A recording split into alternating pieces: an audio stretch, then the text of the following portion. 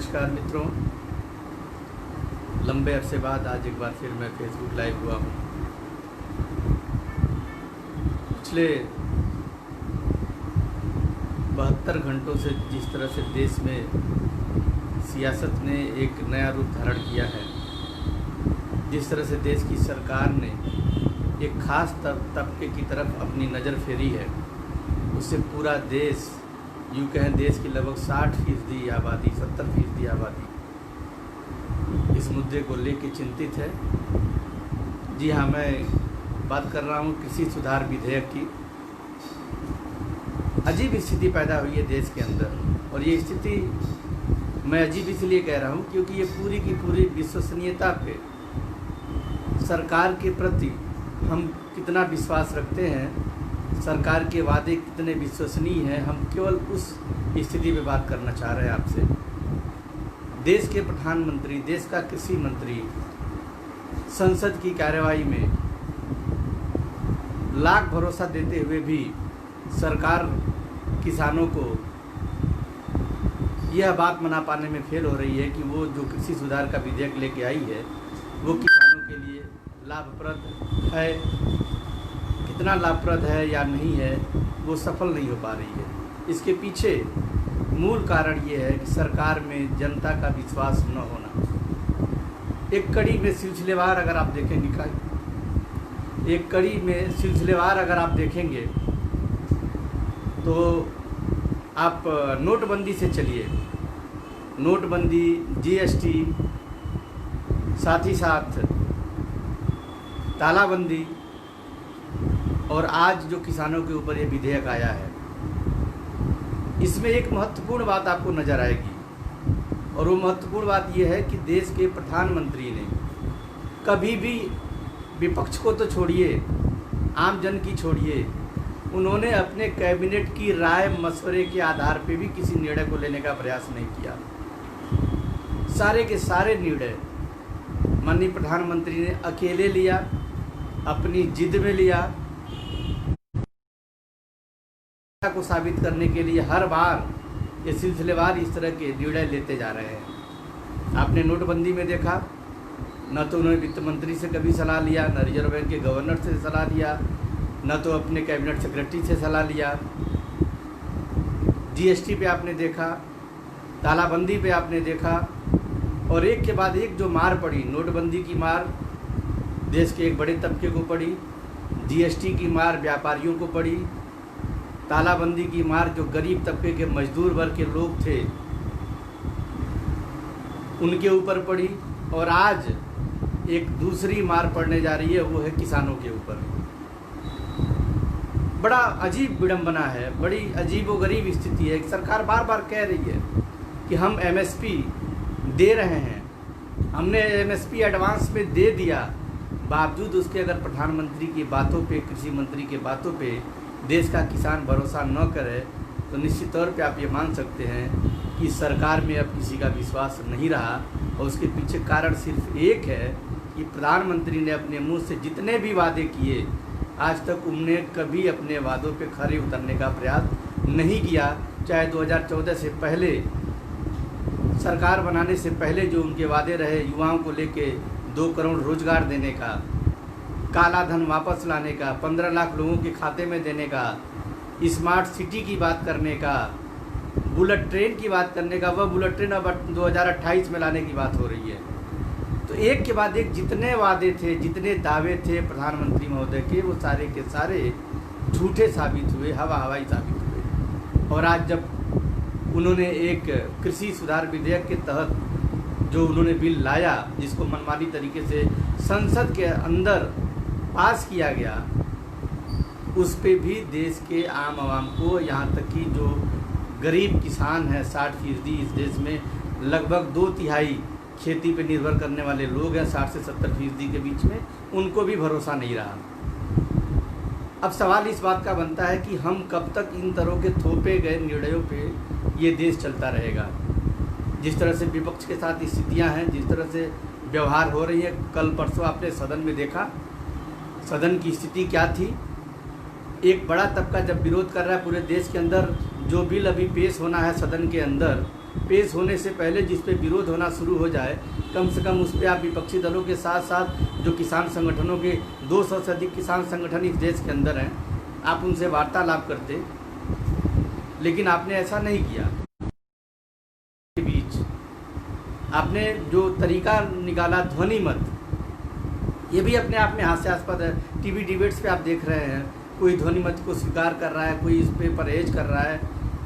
तमाम तरह के लोग अपने उपाय, कोई सापेक्ष में, कोई परोक्ष रूप में अपनी अपनी राय दे रहे हैं। लेकिन सीधी सी बात तो ये है कि ध्वनि मत भी तो साफ सुथरे ढंग से होना चाहिए था। आज वो बिल तैयार हो गया, बिल पास हो गया, कानून बन गया, राष्ट्रपति के यहाँ वो सिग्नेचर होने को जाना है, और आप जानते हैं कि राष्ट्रपति महोदय को साइन तो कर ही देनी है, क्योंकि उनको पता है कि राष्ट्रपति मैं हूँ ज़रूर, लेकिन मेरी ताकत कितनी है वो उन्हें पता है। वो साइन तो तुरंत कर देंगे। सवाल इस बात का है कि आज विपक्ष के लोग राष्ट्रपति के पास भी जा रहे हैं, उनको भी चिट्ठियाँ लिख रहे हैं कि आप इस पर दस्तखत न करें। बावजूद इसके हमारी आपकी जिम्मेवारी बनती है कि ज़रा हम तनिक विचार करें कि तानाशाही तरीके से जितनी बार भी ये निर्णय संसद के अंदर, सदन के अंदर हो रहे हैं, अभी 2-3 बिल और आने वाले हैं जो बड़े ही दिलचस्प बिल हैं, और उसमें सीधे बड़े बड़े उद्योगपतियों को रिलीफ देने का मामला है, कंपनी कर्मचारियों से जुड़ा हुआ मामला है। 2-3 बिल अभी सदन में और आने वाले हैं, और ऐसे ही दिन रात चला के सदन को सारे बिल पास कर दिए जाएंगे। सवाल ये है कि क्या देश की आवाम इतनी कमज़ोर हो गई है? आज जिस एमएसपी की बात कर रहे हैं लोग, आज प्रधानमंत्री कह रहे घबराने की ज़रूरत नहीं है, हम एमएसपी दे रहे हैं, हमने एडवांस में दे के दिखा दिया। क्या आपका हक नहीं बनता है? आपको जानने की ज़रूरत नहीं है कि अगर इतने दावे के साथ वो कह रहे हैं, ये ठीक दावे उसी तरह के थे जिस तरह से 2 करोड़ रोजगार देने की बात थी। ये दावे ठीक उसी तरह से थे जिस तरह से उन्होंने 15 लाख और काले धन की बात की थी। ये उसी तरह आदर्श गाँव बुलेट ट्रेन की तरह की बात थी। कोई वादा उनका पूरा नहीं हुआ। आज हम आप कैसे विश्वास कर सकते हैं कि ये एमएसपी बरकरार रहेगी? बड़ी विडंबना है। आप जो कानून लेके आए हैं, विपक्ष की मांग तो यही है, और विपक्ष की मांग नहीं है। आपसे सवाल करेगा कौन? संसद में किसान तो जाएगा नहीं मारपीट करने। जो विपक्ष है, जो लोग हैं जो किसानों की सुनते हैं, समझते हैं, जो किसानों के हक की बात करते हैं, वही इस बात को रखेंगे सदन के अंदर, और आप विपक्षियों की बात सुनेंगे नहीं। अब आप सबको समझने की ज़रूरत है कि क्या एमएसपी की बात को उस कानून में उल्लिखित करने की ज़रूरत है या नहीं है। अगर हमें कल को आगे चल के एमएसपी नहीं मिलता है, जो मिनिमम सपोर्टिंग प्राइस है, न्यूनतम समर्थन मूल्य है, जो आज किसान अभी किसानों को आपको बता दूं, बड़ी हैरत में आप पड़ जाएंगे। देश की लगभग जो 6% किसान हैं, सिर्फ वही समर्थन मूल्य पा पाते हैं आज की डेट में। जो एमएसपी मिलता है, 6% किसान ही उसको हासिल कर पाते हैं, बाकी सारे प्राइवेट मार्केट में और बिचौलियों के द्वारा बेच दिए जाते हैं। तो आज भी स्थिति वही है, और ऐसी स्थिति में जब हम एमएसपी की बात अपने कानून में भी नहीं करेंगे, तब इस देश की व्यथा, इस देश की हालत और किसान के हालत कैसे होंगे, आप इसकी कल्पना कर सकते हैं। मित्रों, प्रमुख बात जो मैंने उठाई वो यही है कि सरकार में जनता का विश्वास कितना है। चिल्ला चिल्ला के प्रधानमंत्री टीवी पे आके कह रहे हैं कि हम एमएसपी दे रहे हैं, हमने एमएसपी ख़त्म नहीं की है, और किसान मानने को तैयार नहीं है। आज पूरे देश में प्रदर्शन हुआ, अभी कल को कितना उग्र प्रदर्शन होगा नहीं होगा मैं नहीं जानता, लेकिन प्रधानमंत्री के इस दावे पे भरोसा किसानों को क्यों नहीं हो रहा है? और बड़ी सीधी सी बात है, मैं मांग भी करता हूँ कि प्रधानमंत्री महोदय अगर इतना कॉन्फिडेंस के साथ कह सकते हैं कि हम एमएसपी देते रहेंगे, तो उसको कानून में उल्लिखित करने से उनको परहेज क्यों है? ऐसे में मैं यही मानता हूँ कि लोग इसको काला कानून तो कह रहे हैं, लेकिन मैं इसकी परिभाषा में यही कहूँगा, काले मन से बनाया गया ये काला कानून है। मन काला है, उद्योगपतियों को फ़ायदा देने का एक तरीका है, और उस तरीके के तहत काले मन से काला कानून बनाया गया है। आज ज़रूरत है, कल जो सदन में हुआ, मैं मानता हूं कि सदन में सम्मानित सदस्यों को सभापति के बेल तक जाने और इस तरह की चीज़ें करने की ज़रूरत नहीं थी, जो गलत था। लेकिन जब आप बिल्कुल सदन के माननीय सदस्यों को सुनने से अनसुना कर देते हैं, तो उनके पास एक यही रास्ता बचता है। आज ज़रूरत है मित्रों, आप सबको ज़रूरत है कि आप सब सक्रिय होइए, और एक के बाद एक जो नज़ीर मैंने आपको बताई, जो पीछे आपने देखा है चाहे वो नोटबंदी की बात हो, चाहे वो जीएसटी की बात हो, चाहे वो तालाबंदी की बात हो, चाहे आज किसानों के लिए की बात हो, हर निर्णय को प्रधानमंत्री मोदी ने सेल्फ डिसीजन के रूप में, कभी भी उन्होंने सर्वदलीय बैठक नहीं की। यहाँ तक कि भारत और चाइना के जो बॉर्डर पे जो इस समय विकट स्थिति बनी हुई है, उसके पीछे भी कभी इन्होंने बात करने की जिक्र नहीं की। जब परेशानियां एकदम सर पे आ गई, तब इन्होंने विपक्ष के लोगों से भी डायलॉग करना शुरू किया।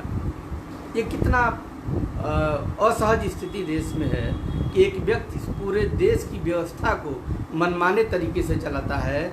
और मैं तो कहता हूँ कि ठीक है, आपने बहुत सारे लोग ये कंडम करते हैं, ये बात रखते हैं कि चुनी हुई सरकार है और सरकार का निर्णय का पालन करना चाहिए। अरे भाई, चुनी हुई सरकार जरूर है, लेकिन देश के आम आवाम से भी गलतियां होती हैं। आज अगर भारतीय परंपरा के अनुसार आज अगर देश में चुनाव करा दिए जाएं, तो शायद आपको पता लग जाएगा कि देश के लोग आज इस सरकार में कितना विश्वास कर रहे हैं। मित्रों, बहुत सारी बात आपको बता दूं, एमएसपी के मामले में सरकार को चाहिए, हालांकि 50 से लगभग 300 रुपये तक उसने एमएसपी बढ़ाई है एडवांस में, और साथ में एक भरोसा दिलाया है, लेकिन इस भरोसे को लिखित रूप में उस कानून के अंदर नहीं रखा जाएगा। हमारे किसान जब उनको ये समर्थन मूल्य नहीं मिलेगा तो वो चैलेंज करने कहाँ जाएंगे। बहुत सीधा सा सवाल है, और इस सवाल का जवाब न तो टीवी के डिबेट्स में मिल रहा है, न तो सरकार में बैठे मंत्रियों के द्वारा मिल रहा है। सीधी सी बात है कि वो समर्थन मूल्य के बात को लेके अपने उस कानून में उल्लिखित करें कि किसानों को जो मिनिमम सपोर्ट प्राइस है वो मिलता रहेगा। और ध्यान रखिएगा, हम जरूर विपक्ष से हैं, आपको लगता है कि हम राजनीति के तहत सत्ता पक्ष के खिलाफ मुखर होकर बात कर रहे हैं, लेकिन ये आपके हक की बात हो रही है। आपके उस कड़ी मेहनत की बात जो आप खेतों में दिन रात कड़ी धूप में, बारिश में, ठंड में, बरसात में जो आप करते हैं, आपकी लड़ाई हम लड़ रहे हैं। आपकी जो फसल है उसका सही कीमत मिले। कहाँ गया स्वामीनाथन आयोग का वो सारा रिपोर्ट? उस रिपोर्ट पे अभी तक अमल क्यों नहीं हुआ? अमल होना चाहिए था। सरकार को ये स्वामीनाथन रिपोर्ट में ये बात कही गई थी कि अच्छे किस्म की बीज सस्ते रेट पे किसानों को मुहैया कराई जाए, उनको खेती किसानी के लिए बीज के लिए कर्ज दिए जाए, कर्ज पे अगर नहीं अदायगी हो पाती है तो उनके साथ ज़बरदस्ती वसूली न की जाए। बहुत सारी चीज़ें उस रिपोर्ट में थी।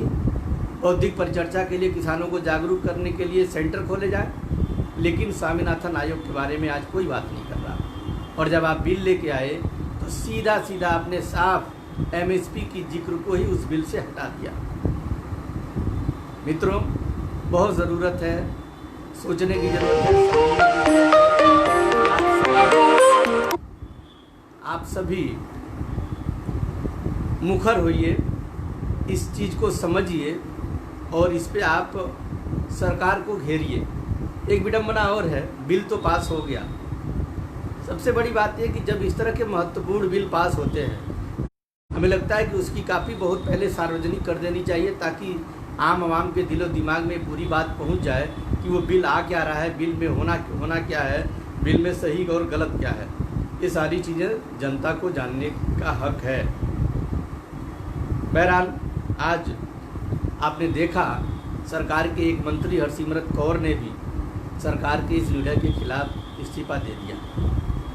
इससे बड़ी बात नहीं हो सकती कि सरकार में बैठे लोग सरकार के निर्णय से अपने आप को असहमत कर रहे हैं। इससे बड़ा प्रूफ नहीं हो सकता।